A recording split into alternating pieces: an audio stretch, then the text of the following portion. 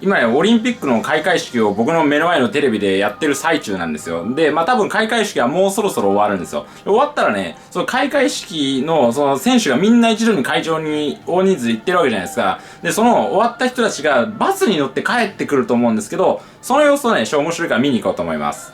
はい、そしてですね、着きましたよ。今このタクシーで連れてきてもらったんですけど、自転車じゃなくてタクシーで来ました。交通規制中、左折できません。オリンピックの関係でこの先左折はできないように規制されています。目の前に朝日新聞、こちらはこの間まで築地市場があったところです。今更地になっていてですね、バスの基地になっています。それも面白いと思うんですけど、ここに今から大量のバスが来ますよ。あれはどこのバスだ？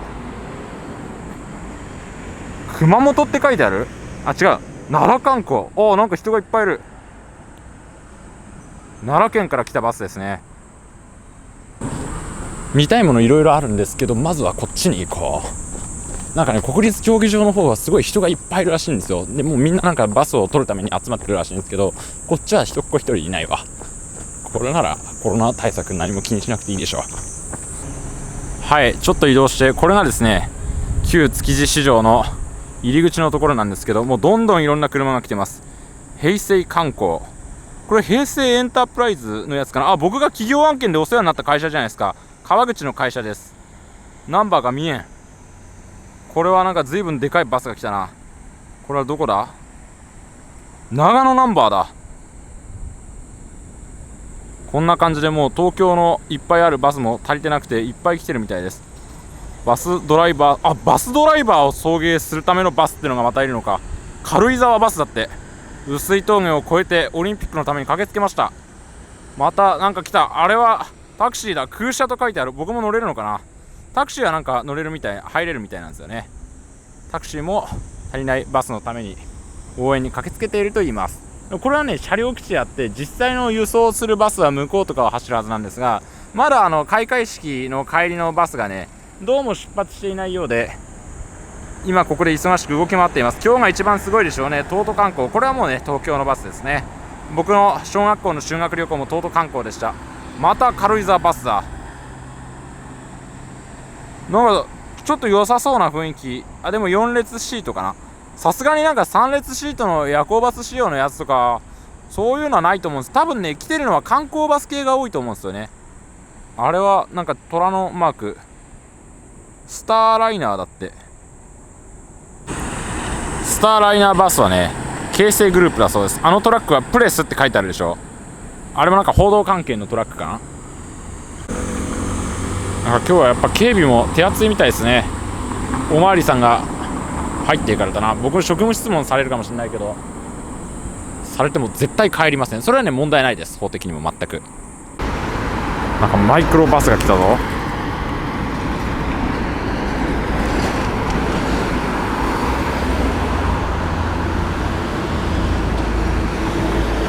大新東バス、習志野ナンバー。ああいう小さなね、マイクロバスみたいなのを運用する会社もいっぱい来てます。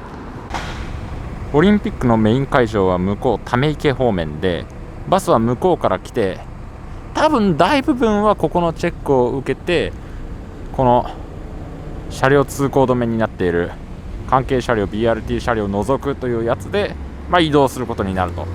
で、軽車両も通行禁止。じゃあ全面通行止めじゃないから歩行者は行けるのかなと思いきや、歩行者もですね、車道は通っちゃいけないし、歩道もここでやはり封鎖されているということで、要するに完全に関係者以外は通ることができないということですね。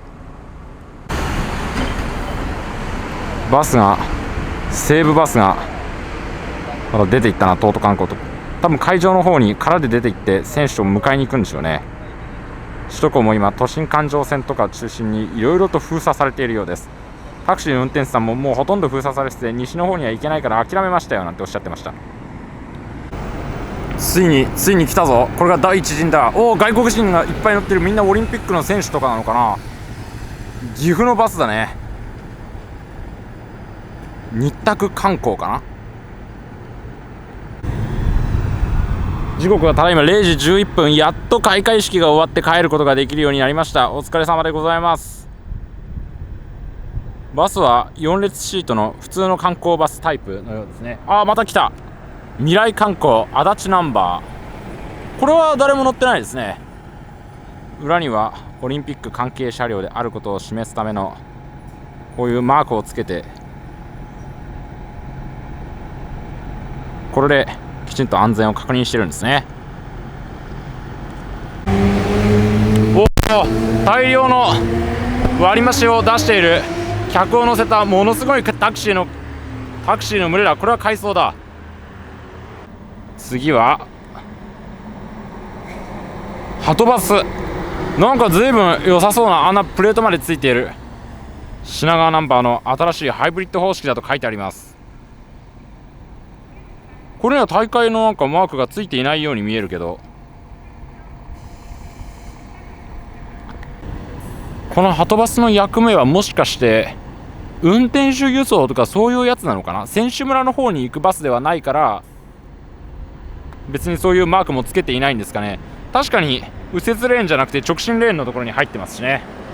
また割り増しのタクシーが、おお、なんかこういう今しか見られないような感じの車も来たな。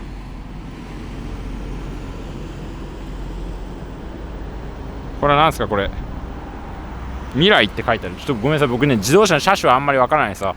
すごいもうタクシー今日は儲かってるならいいですね。いつも運転手さんから悲惨な話しか聞かないですから。お、あれは選手を迎えに行くバスでしょうね。桜クオリティ始まるって書いてある。多分バスの通るルートとかも決まってんのかな。桜クオリティ始まるのバスが汐留から高速に入ってきましたよ。お、あれはなんだ。千葉未来って書いてあるけど、なんというマークを出しているんだ。名古屋って書いてあるな。あ、分かった。あれは別にオリンピック関係ないんだ。今首都高で通行規制をしてるんで、それで多分入れなかったんですよ、いつものところから。だからあんな汐留とかから入ってるんだ。なるほど。こっちはねオリンピック輸送のバスでしょ。さっきのやつがまた帰ってきて、もしかしてピストン往復するのかな。マイクロバスも来ました。これもさっき紹介した千葉の観光バスみたいだね。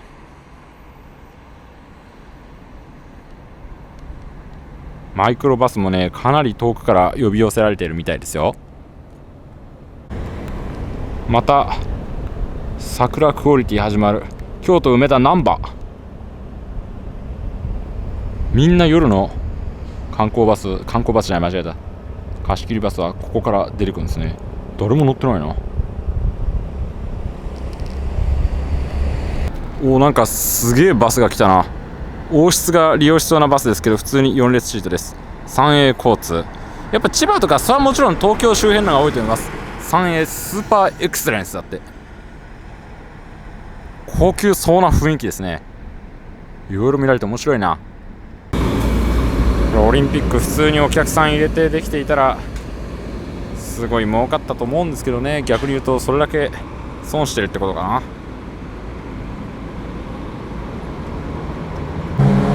お、この警察車両のナンバーは何はナンバーだって。大阪から来たんだ。警察用のバスだって。こんな遠くのものばっかりです。お、見慣れないバスが来たな。これは左折するかな。カナチューだ。小田急グループ。まだ人は運んでいません。まだちょっと早いのかな。今0時40分なんですけど、もうそろそろまとめてくるんじゃないかと思うんだけどな。あんまりにも来ないから、ちょっと僕もタクシーで行ってみようかな。さっき真っ先に選手を輸送してましたけど、あれは多分明日のもう午前中とかに試合があるような人を輸送してるんじゃないですか。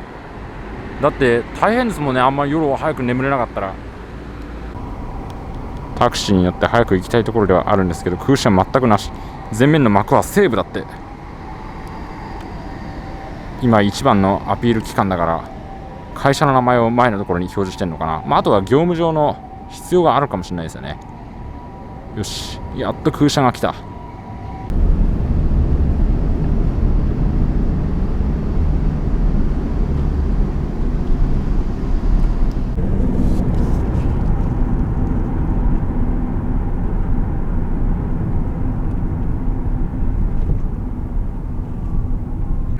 あれはアルピコ交通だから長野の松本のバスですね。来てますね。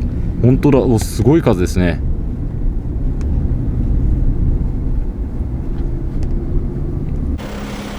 はい、赤坂に来ましたよ。赤坂です。ここはそこにパトカーが止まってますけれども、大阪府警だ。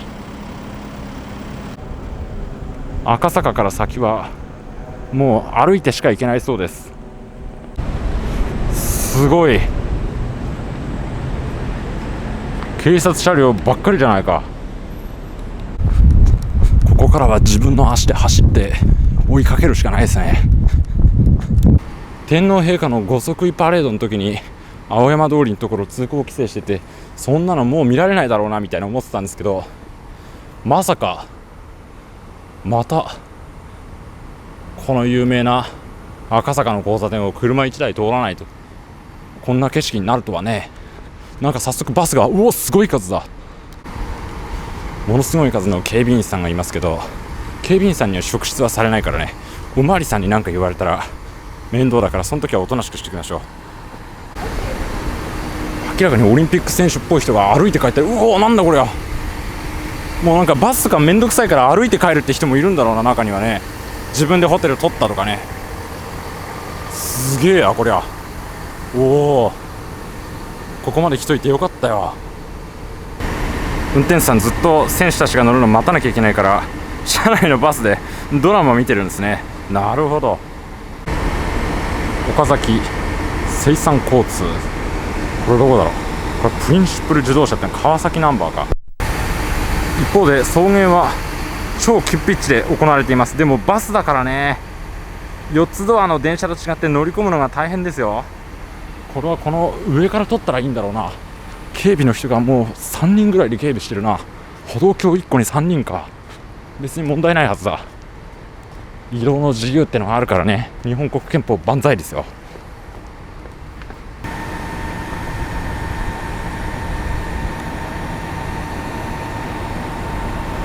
低山観光、こ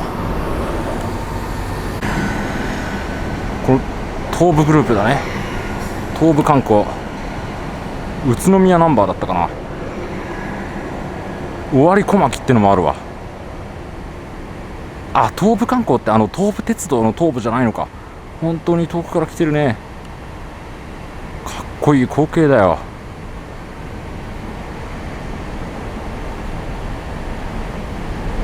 こんな光景一人で見ちゃっていいのか。尾張の国から、あ、違う、これは郡山。あ、東武観光っていう、僕そういう観光バスの会社知らなかったですけど、相当でかい観光バスの会社なんですね。それが全国からあるバスをとにかく集めてきて、郡山やら尾張小牧やら宇都宮やら分かりませんが、とにかくこんなに何台も何台も。昼間だったらもっとよく見えたんだけどな。それが残念なところです。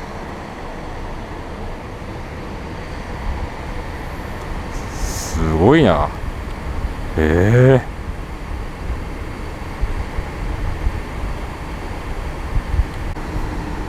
ちなみにタクシーの運転手さんに伺ったら、別に今日ものすごくなんか売れ行きがいいとかそういうわけではないらしいんですけど、ただもう都心の主たる道が結構封鎖されちゃって使えないところがあるとかで、それで仕方なく築地周辺を迂回しているのではないかということでした。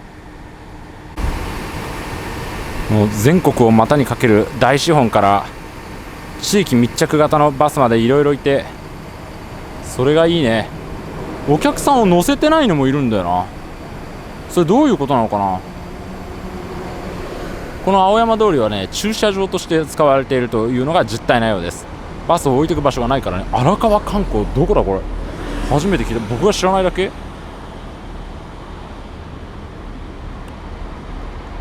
鈴鹿、へえ。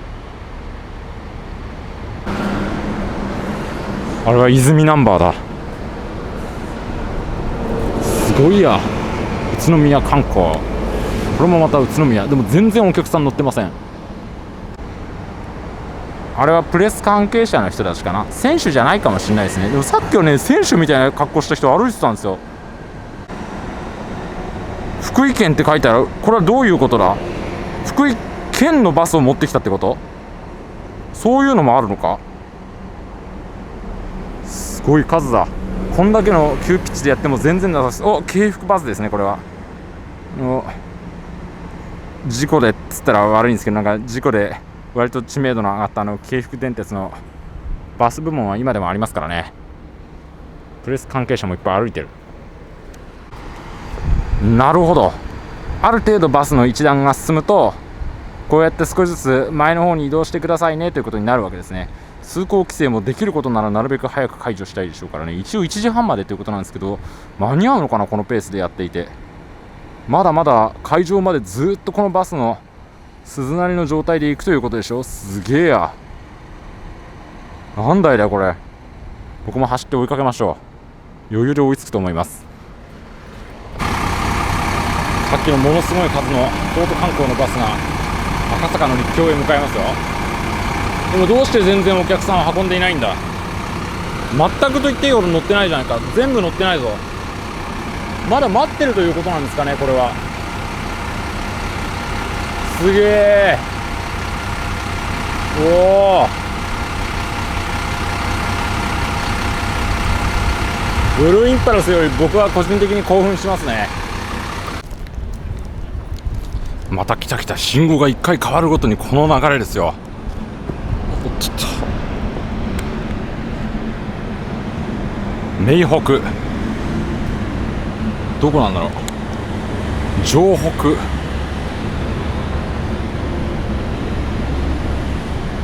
川島、野鉄観光。あんまり聞いたことないような、僕は知らないかもしれないですけど、そういうバス会社のバスをこんなに見られるっていうのが、これが素晴らしいですね。トマト観光ってのもあるんだ。桜観光があるならトマト観光もあるか。これがみんなあれを続々と登っていきます。お客さんは本当に乗ってないみたいだけど、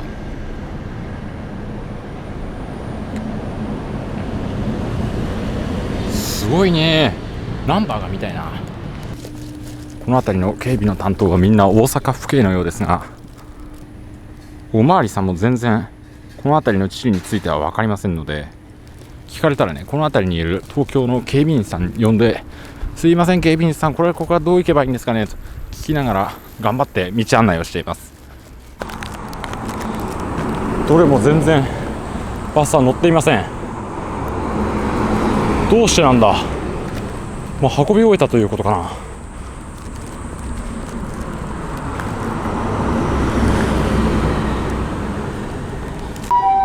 今青山まで走ってきましたが、ここは奈良県警が警備していて、向こうに怪我人か病人か何か出たようで、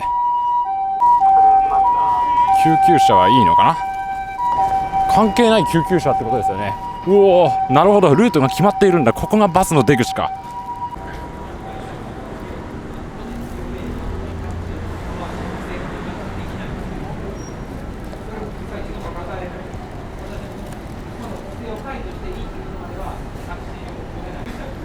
今タクシーを呼んで助けてほしいとその怪我人の方が言っているみたいなんですけど、おまわりさんの説明ではこの規制が解除されるまではタクシーを呼ぶことはできません。どうしてもというならもう救急車しかないですよというふうにおまわりさんがここで説得しているところです。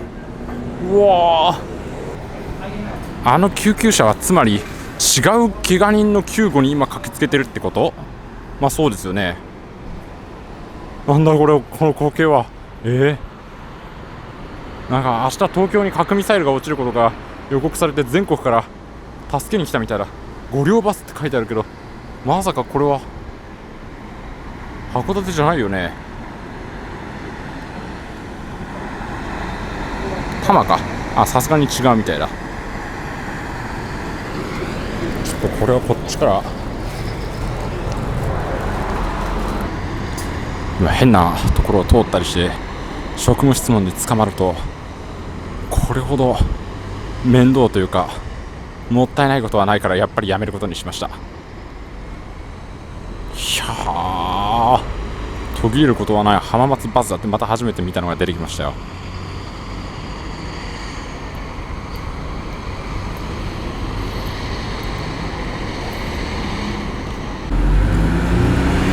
親みたいな車は全部警視庁のバスかな。おまわりさん寝てる方も多いですね。さぞやお疲れでしょうね。ずーっと暑い中立ってらっしゃるんだから。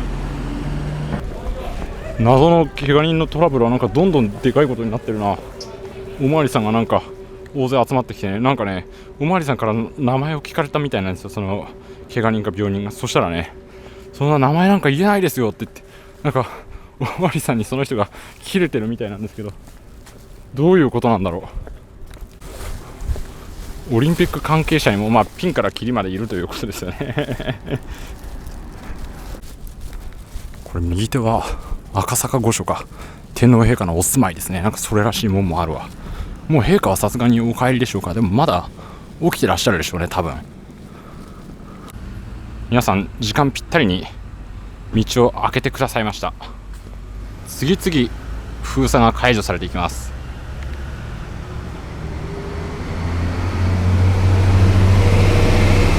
よし、一生せっかく来たんでね、国立競技場もまた見ていこうかなと。見えます。でここが封鎖されててですね、でこの網よりも向こうは多分関係者専用なんでしょう。一般人は入ることができないと。でさらにここは自動車は通ることができず歩行者専用ということになっていますが、まあこのぐらいかな、見られるのは。僕もタクシーでまた向こうの築地の方に戻りましょうか。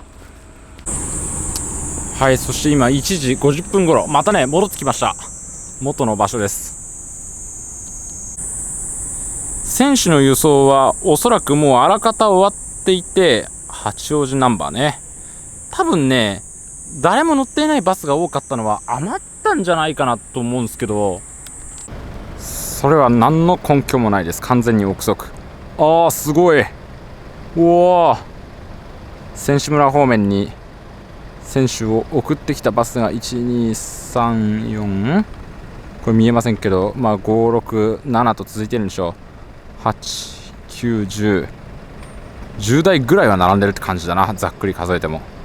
おお、素晴らしいね。みんなもうこの向こうにあそこ築地大橋があるじゃないですか。でこの橋を渡ったバスがそのまんまここの駐車場に入れるような仕組みになってるんだ。だから残念ながら逆にそのバスが直接入っていくのをここで見届けることはできなさそうです。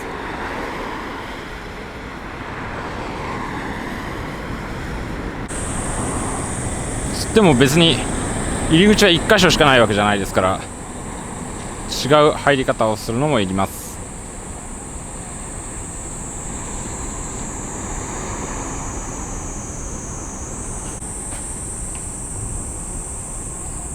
このように次から次へとね。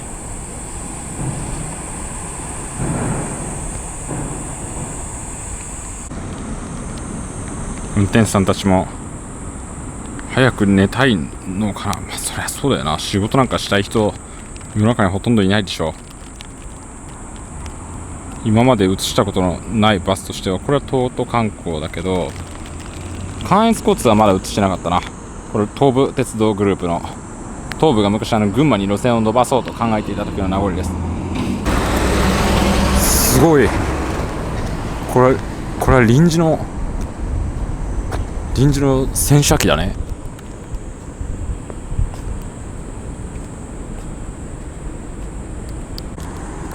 おおすごい、これは亀の井バスじゃないか。選手の皆さん、ダメですよ、シートベルトしなきゃ。法律で決まってるんですから、GOに行っては GOに従ってください。運転手さんの目を盗んでも、亀の井バスはね、日本で初めてバスガイドをつけたやつですよ。アプライヤー熊八っていう人がねやった。今は西鉄グループの力のあるバス会社です。てかこんな時間になってもまだ帰れない選手の方もいるのが本当かわいそうだね。朝日新聞社では今一生懸命明日の一面の記事を作っているか、まあもうできてる頃かな。書くことなんか大体決まってるでしょうからね、すぐ書けるでしょう。大変だなと思うんですけど、この築地だけではなくて若洲っていう、もうすごいなんていうの、人が住むような場所じゃない東京の埋め立て地みたいなところにもですね、バスの置き場があるみたいで、そこに改装する必要のあるバスもたくさんあるみたいです。これとかも多分今この時間から車庫出てくっていうのはそういうことなんじゃないのかな。でそことまた運転手さんのそれぞれの拠点とかどっか通勤地とかを結ぶバスというのもまたあるんでしょう。それはそれで今回の撮影をどうして思いついたかっていうとね、この間僕の友達がですね、僕を空港まで送迎してくれたんですけど、その時に西鉄の観光バスが走ってて、なんでこんなところって話になって、あ、オリンピックかというのがね、数日前にありまして、さっきまで怒涛の勢いで、怒涛っていうか破竹の勢いっていうの、あそこのスキー場橋の上をバスがもう閉めていたんですけど、ついに来なくなったな。まだ多少動きはあると思いますが、時刻今2時12分、だいぶ落ち着けてきたのかな。4時ぐらいまでなんか動いてるバスはありそうですけどね、この感じだと。2時46分になりまして、それまた帰ってきました、結局ね。帰ってきてちょっとゆっくりして2時46分なんですけど、オリンピックも大変だけど、夜にする仕事っていっぱいあるんでね、いろいろな人が夜頑張ってるっていうのが、ごく一般的な世の中の一般常識としてあると思うんですけど、そういったことは改めてみんなでね、少しずつ確認していくというのもね、いいことかなと思います。オリンピック選手の皆さんもですね、ぜひ、頑張っていただきたいというか、頑張るのは多分もう当たり前のことだと思うんで、頑張ってとか僕が言ってもしょうがないと思うんですけど、もうご自身の中でね、納得していい結果が出たらね、それがいいなと思います。多分この動画を見てくださってる方にもね、一人ぐらいオリンピックの選手の方もしかしたらいるかもしれないから、なんかもし、そういう方いらっしゃら、いや、なんか僕に連絡言っていただけたら、僕、その試合、ちゃんと調べて観戦しますよって、お伝えしようと思ったんですけど、ちょっとなんかそれも、僕なんかを、いちいち連絡しろとか、おごり高ぶりすぎな気がするんで、なんかそれもあれなんですけど、でも、やっぱ視聴者の選手の方がいたらね、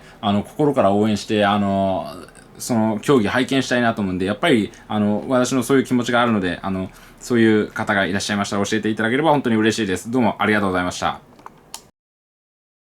皆さん、本のね、宣伝なんですけど、買われてない方、よかったらね、買ってもらいたいんですが、これね、値段一応紹介しておく。これね、1540円。高いなと思って、ちょっと高くないですかって言ったらね、280ページもとても分厚い本になってますので、紙代がとてもね、高くなっております。ね、よろしくお願いします。